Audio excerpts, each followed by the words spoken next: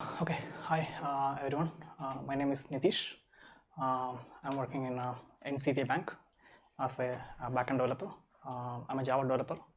I have almost 8 years of experience. And today I'm talking about Flyway. I don't know, you guys already heard about this tool. How many of you heard about this tool? You heard about? You worked on it? Okay, that's good. Is it audible? Is it audible? Okay. Okay.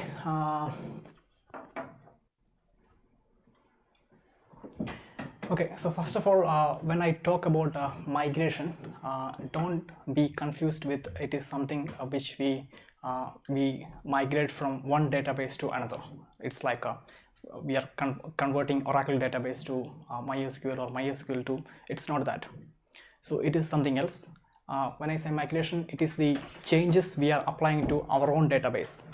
Like for example, if I have a project, in my project I have a database which could be Oracle database. Then if I am applying a change to that database, like for example, if I am changing the column type from varchar to integer or whatever else, that is the migration in this context. It's not like we are switching from Oracle to MySQL or something, not like that. So that is the first one. And second thing is who can use it. I hope that all of you are backend developers. So Java developers can use it. Also the database developers, like the people who do the actual database stuff, they can also use it. But mostly it is intended for these kind of peoples. Okay.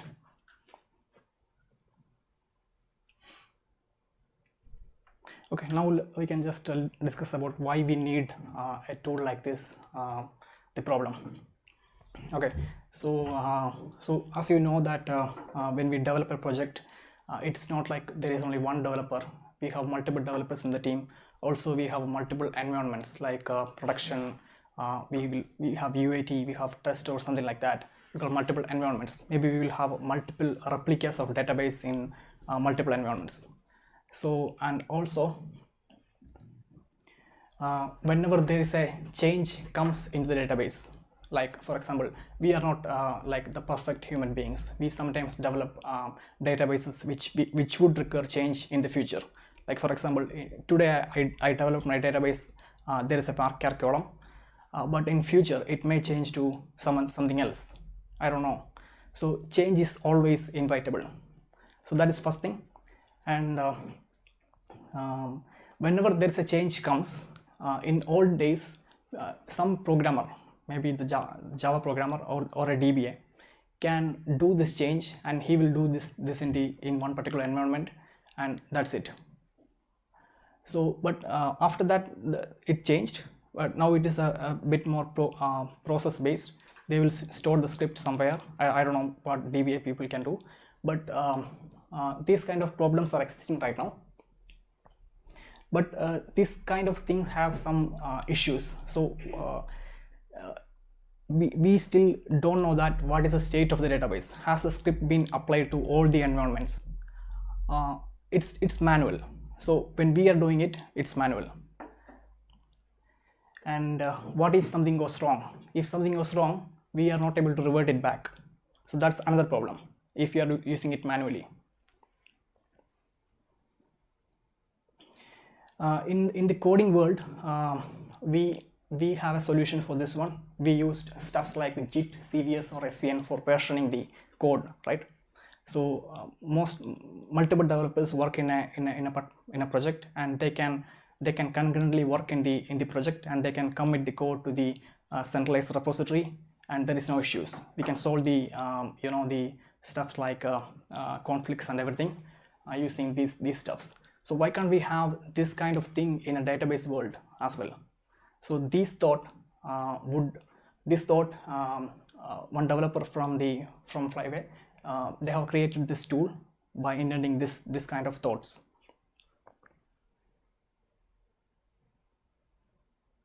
So it's just that as we do the code based, when we doing the code, we are using some kind of versioning system. The same in the database area. So we are versioning the database. which will execute the script automatically, not manually anymore.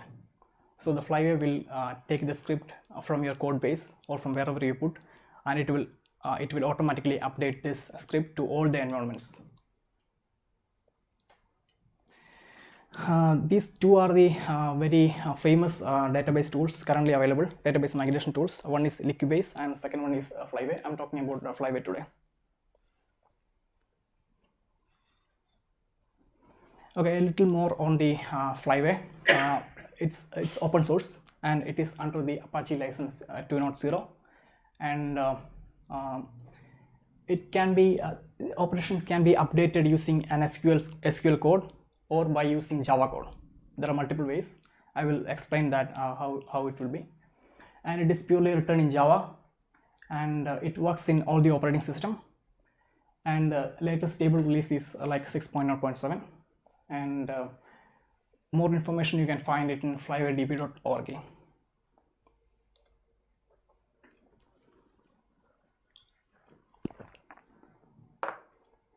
Okay, let's understand how Flyway works. Suppose I need to create it. I need to have some changes in my database. Like I need to create some tables, and I need some triggers, and I need some stored procedures. So how would I do that? Nowadays in Agile world, maybe a Java developer would do this. It's not always the DBA. A Java developer would be able to do this in the Agile world. So in olden days, I would create something like triggers manually and that kind of stuff, but not anymore now. So in this kind of scenario, I can create the SQL script as migrations. So for example, I am creating a software called ShinySoft. For this, I have these two migration initially, and this is my DB, and whenever Flyway execute this migration, it will create all the stuff what I want, like the triggers and tables and everything in my DB automatically.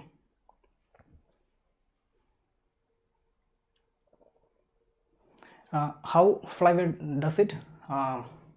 Basically, it has a schema version table, which it will create in the database, and it will keep track of all the changes we are doing into this using this migration file in this schema version table.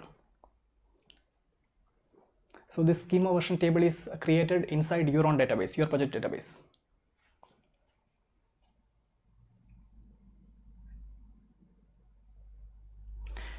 This is how the schema version table looks like.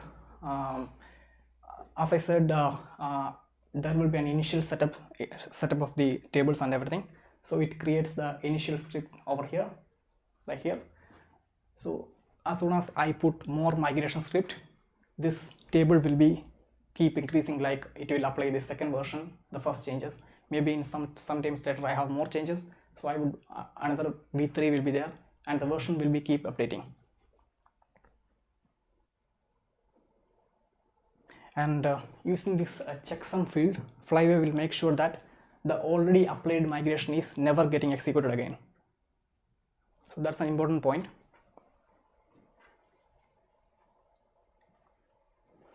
As I said, if I have more refactoring or more changes, it will keep coming here down. So this is a little bug here. It should be there is a checksum here.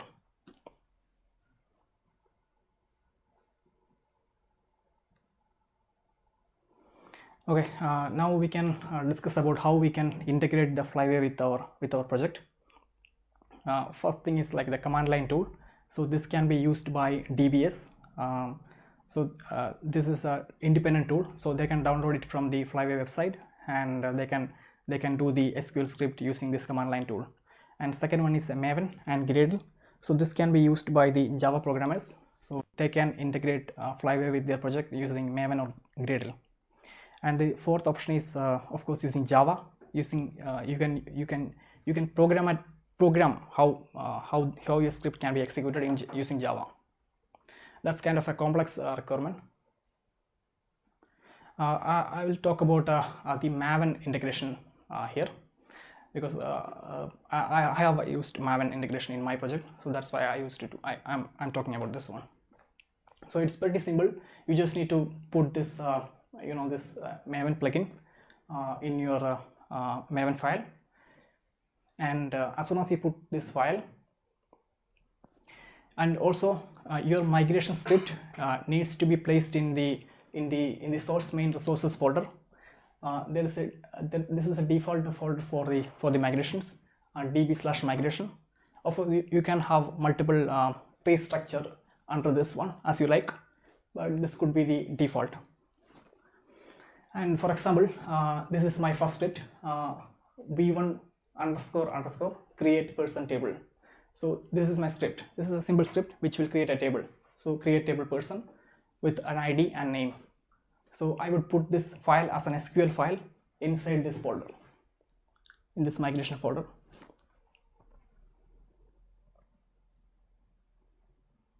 Okay, and as soon as I put this one here, how does it work? When we deploy our application to test or dev or whatever, Spring Boot will automatically detect this this Flyway stuff from the Maven, and it will execute this migration script which is inside this migration folder.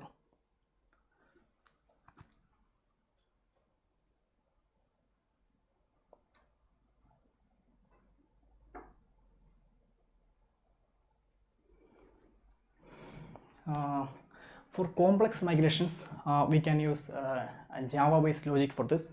For example, if we want to convert, recently I had a requirement like in my database, I had an integer column where we used to put some integer numbers as enums. So I needed to convert that enums to string values, and I need to convert that integer column to varchar. So how would I do that? So I did this using the Java code. I did all the migrations and every data conversion in the Java code, and it just executed as soon as I deploy it to the environment. So the advantage with this approach is like everything is versioned and everything is documented. That's very important, because whatever changes you did to the database is now documented, and anyone can see it, what is changed, and anyone can revert it back to.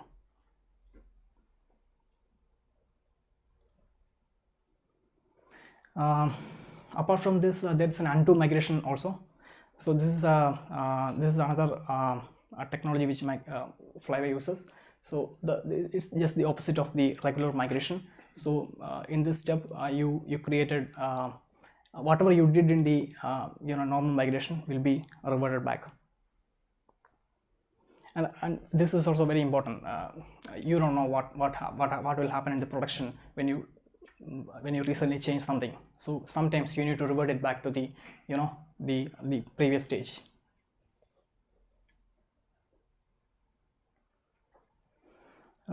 This is the naming of the file.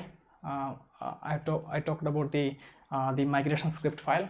So this is a kind of a naming. So the prefix here, it could be a V or U, and one more thing is there. So V means this is a version migration, normal migration, and U would be undo migration. And after that there is a version. You can decide your version number as soon as you integrate more stuff in your thing. And after that there is a separator. So this is 2 underscores, and this can be anything. You can put as your own, and .sql.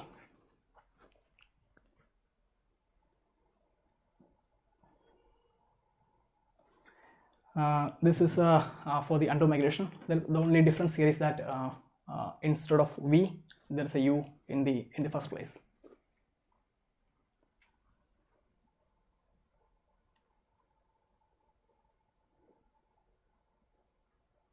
Okay, let's discuss about the what are the advantages of this approach. As I have already talked about this, this makes the database changes automatically, not manually. That is the first thing, and it does it to all the environments. So if I develop some changes in my local machine and as soon as I commit that to the test environment, and as soon as I deploy that code to the another environment, this script will be automatically executed in the next environment. So I don't want to do it manually anymore, and I don't want to think about the current database state, or has the state already applied or something like that. No tensions. And it's, as I showed you, it's very easy to integrate in Maven. You can just put one plugin, that's all. Spring Boot will automatically detect it. And for the command line tool, I guess there are some kind of other configuration also. And also it enforces some kind of a discipline and best practice. So now everything is versioned. All the changes you do to the table or the databases is there, and anyone can see what changes is applied, and people can revert it back to the previous stage.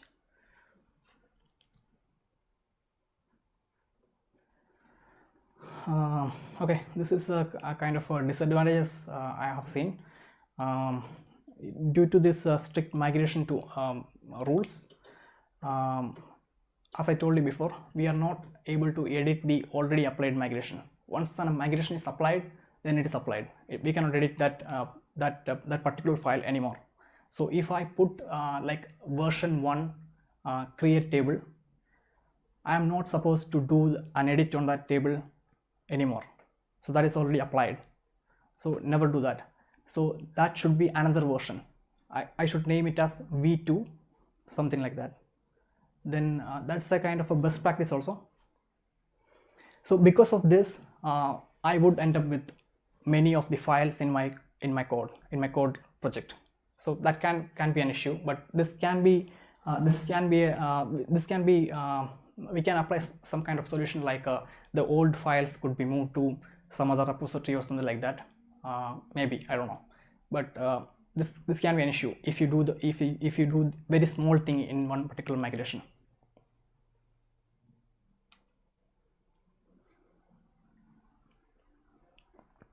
Okay, for summarizing, it implements the database changes with the Java code or with the command line tool. It's very easy to integrate with your code, and it executes the updates very automatically.